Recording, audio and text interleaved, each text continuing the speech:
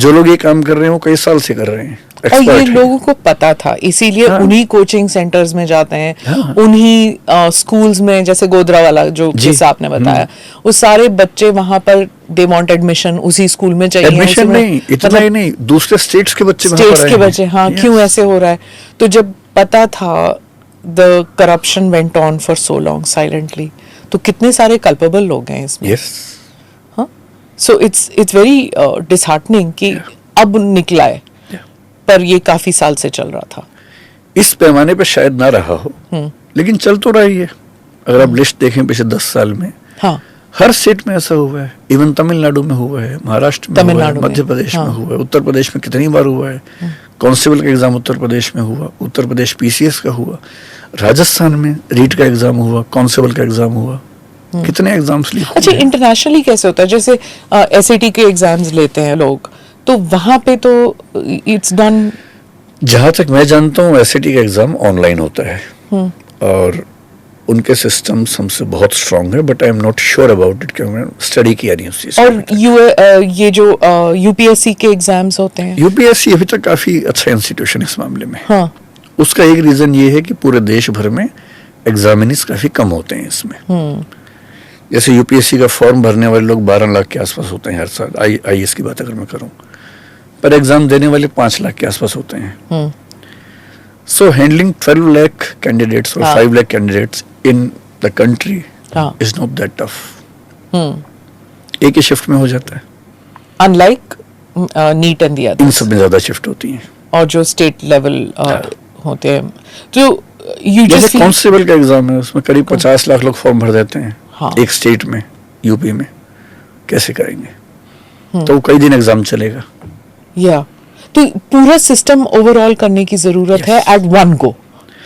मेरे ख्याल से जैसे एक देश एक चुनाव, एक देश एक एक्स, एक देश एक वही हो रहा है, तो ऐसे एक देश एक एजेंसी भी तो हो जो सारे सेंट्रल एग्जाम्स कंडक्ट करे। मेरा अपना ख्याल है कि एनटीए हो या यूपीएससी हो, एक ऐसी बॉडी हो जो एपेक्स बॉडी हो एग्जाम्स के मामले में, उसके अंडर बाकी सब बॉडीज हो।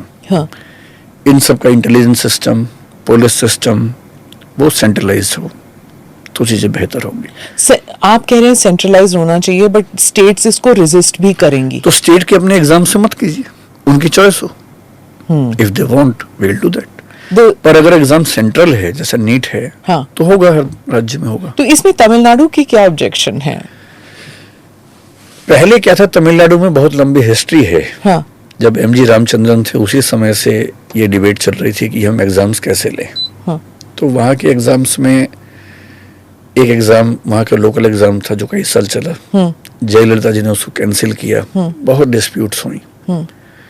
नीट आने के बाद से हुआ ये कि अब सेंट्रलाइज एग्जाम होने से कुछ स्टेट्स को लगता है कि उनके अपने बच्चों का सिलेक्शन रेशो कम हो गया है। तो जो इनिशियल हिच थी तमिलनाडु को या और राज्य को, वो यही थी।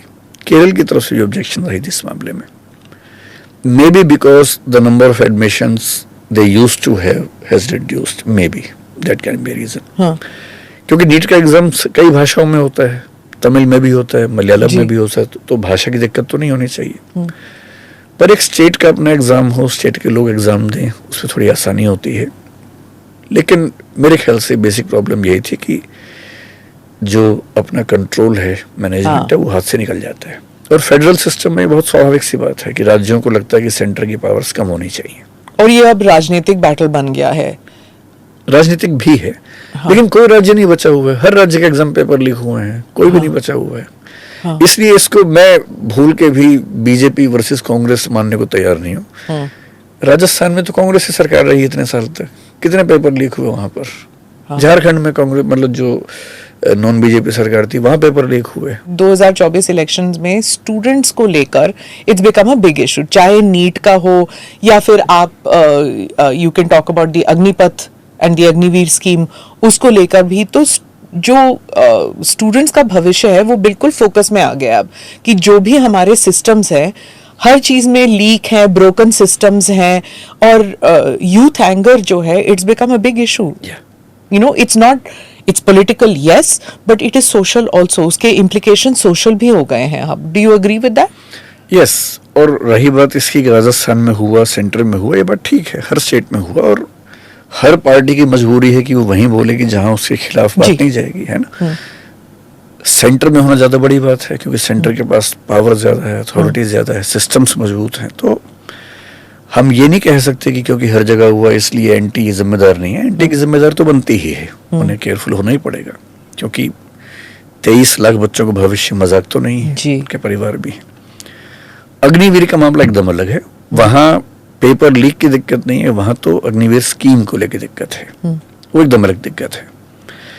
पर हाँ, मैं इस बात से सहमत हूं कि ये मामला पॉलिटिकल, हालांकि पॉलिटिकल होना अच्छा भी होता है, पर सरकार दबाव में आती है, काम करती है, तो ठीक भी है। दबाव तो बिल्कुल बना। जैसे ही नए शिक्षा मंत्री आए, वो सर मुंडराते ओले पड़े, वही वाली बात हो गई है। मतलब विद इन अ वीक ये इसका भांडा फोड़ हुआ, and he had to deal with it as soon as he came in. ये ठीक वैसे ही 2014 में जब सरकार बनी पहली बार, ठीक उसी समय यूपीएससी का रिजल्ट 2013 का जब आया, उसमें हमें और बहुत लोगों को लगा कि चीजें ठीक नहीं हैं, specially for the students of Hindi and Indian medium. तो एक मूवमेंट शुरू हुआ, बहुत बड़ा मूवमेंट हुआ उस समय। तो तब इस सरकार के जो मंत्री थे जितेंद्र जी, उनका ये कहना था कि भाई हम तो कुछ जानते ही नहीं, हम तो अभी भी आए ही हैं। बात भी ठीक है, उनकी जिम्मेदारी उस समय नहीं बनती थी, लेकिन since you are in the system, और अब तो ये बात इसलिए नहीं कह सकते कि सरकार पहले आपकी ही थी, तो केवल मंत्री तो चेंज हुआ। हाँ, 2014 वाली बात नहीं है। सरकार हाँ। तो वही है। जी जी और कलेक्टिव रिस्पॉन्सिबिलिटी तो होती है डेमोक्रेसी में। जी, should have studied it. Yes, इसलिए मंत्री एक्स थे या वाई थे, इससे क्या फर्क पड़ता है, सरकार तो वही थी।